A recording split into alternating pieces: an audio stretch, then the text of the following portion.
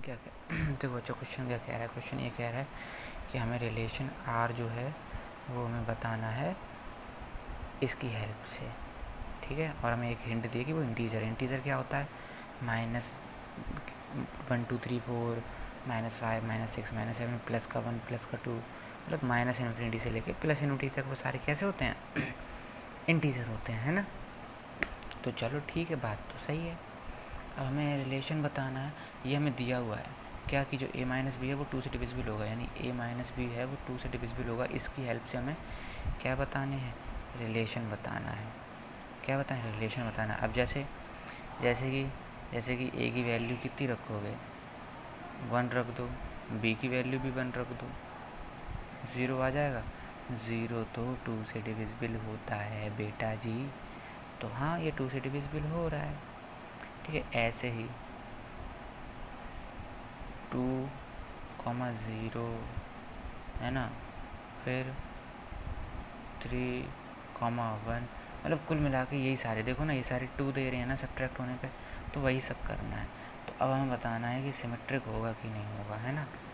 देखो कैसे, हाँ कि ये रिलेशन रिफ्लेक्सिव है कि नहीं है, ये बताना है। रिफ्लेक्सिव है कि नहीं है, सिमेट्रिक है कि नहीं है, ट्रांजिटिव है कि नहीं है, यही बताना है हमें, और कुछ तो बताना नहीं है।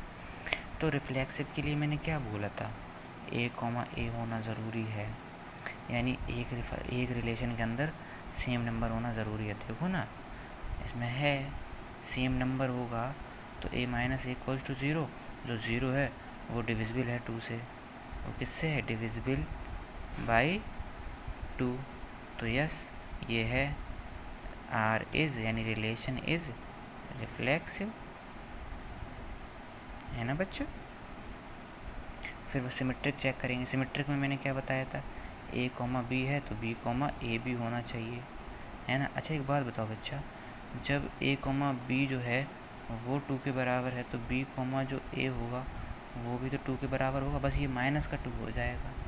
जैसे कि फॉर एग्ज़ाम्पल 2 माइनस, जैसे कि 4 माइनस 2 है ना, ये 2 निकल के आया, ये 2 से डिविजिबल है ना। अब अगर हम 2 माइनस 4 कर दें, ये भी तो 2 से डिविजिबल होगा, माइनस का 2 आया तो क्या हुआ, है तो 2 से डिविजिबल, तो है तो, है ना। तो इसलिए यस इट इज़ सिमेट्रिक, है ना, क्योंकि देखो एग्जिस्ट कर सकता है, ये इसको सेटिस्फाई कर रहा है। ये हमें ये नहीं देखना कि वैल्यू प्लस की है कि 2 की, हमें ये देखना है 2 से डिविजिबल है कि नहीं है। तो हाँ 2 से डिविजिबल है, ठीक है, ये वैल्यू सेटिस्फाई कर रही है उल्टा सीधा रखने पर, है ना। अब ट्रांजिटिव में मैंने क्या बताया था, अगर a, b है तो b, a भी से फिर ये होना चाहिए, ठीक है। और फिर इसकी वजह से a, c होना चाहिए। अगर इन दोनों की हेल्प से ये है, सॉरी c है यहाँ पे, है ना बच्चा। अगर कोई रिलेशन ये है और कोई रिलेशन ये है तो इन दोनों की वजह से रिलेशन ये होना चाहिए। अगर ये है तो ही ट्रांजिटिव होगा। कहने का मतलब अगर a माइनस बी 2 से डिविजिबल है ना, a माइनस बी अगर 2 से डिविजिबल है तो, और b माइनस सी क्या है, 2 से डिविजिबल है, तो a माइनस सी भी तो होगा 2 से डिविजिबल। कैसे समझाते हैं, जैसे मैं कह दूँ 6 माइनस 2, इसको ले रहे हैं, इसको 6 माइनस 2 4 आएगा, 2 से डिविजिबल है ना। b की वैल्यू हमने कितनी ली थी, 2 ली थी, है ना। c की वैल्यू हम क्या ले रहे, अच्छा हम इसको 4 ले रहे, वरना फिर 0 लेते फिरेंगे, है ना। तो चलो एक अच्छा सा नंबर ले 6 माइनस 4 इक्वल्स टू कितना निकल के आएगा, 2 निकल के आएगा। ये डिविजिबल है 2 से, हाँ मैंने इसकी वैल्यू ली है, ठीक है। अब हमने b माइनस सी करना है, b की वैल्यू 4 है ना, तो c की वैल्यू हम 2 लेके चलते हैं। ये भी तो 2 से डिविजिबल है ना, 2 से डिविजिबल, ये दोनों 2 से डिविजिबल हैं, ये देखो होने भी चाहिए। अब मैंने बोला इन दोनों को देखो, अगर हम 6 माइनस 2 करेंगे ये 4 आएगा, तो ये भी तो डिविजिबल होगा 2 से, तो ये देखो इसलिए हम ये बोलेंगे कि a माइनस सी भी 2 से डिविजिबल होगा। तो yes it is also transitive, ठीक है। कहने का मतलब क्या है कि आप क्वेश्चन कैसा भी हो, कितना भी टफ हो, कितना भी सिंपल हो, सब कर लोगे आप सब कुछ सॉल्व कर लोगे, बशर्ते आपको एक ही चीज़ आनी चाहिए, एक मतलब कुछ चीज़ें आनी चाहिए क्वेश्चन में। आपको ये ढूंढना आना चाहिए रिफ्लेक्सिव होता क्या है, तो रिफ्लेक्सिव रिलेशन होते कौन से, आपको ये ढूंढना आना चाहिए। अगर आप ये ढूंढ लोगे तो सच बताएं, क्वेश्चन कोई सा भी कर लो, सब सिंपल है। रिफ्लेक्सिव पहचानना आना चाहिए। रिफ्लेक्सिव कौन सा होता है? एक फंक्शन में सेम आ जाए, ए कॉमा ए, एक्स कॉमा एक्स, है ना, 1,1, 0,1, वो सॉरी 0,0, इस तरीके से, है ना।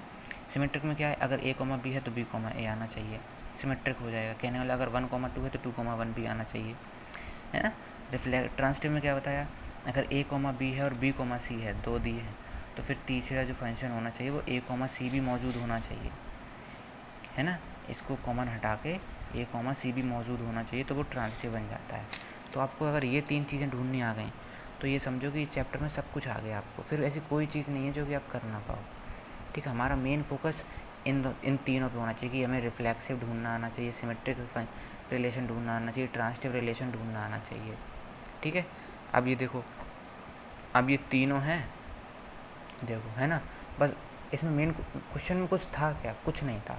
मेन चीज़ यही होती है कि इसको कैसे किया, है ना। तो इसको मैंने करने का तरीका बता दिया, इसको यूज़ करके अब आगे करना। ठीक है बच्चा, और जहाँ समझना है मुझसे पूछ लेना, चाहे दोबारा वीडियो देख लेना, जैसे आपको ज़्यादा सूटेबल लगे, है ना।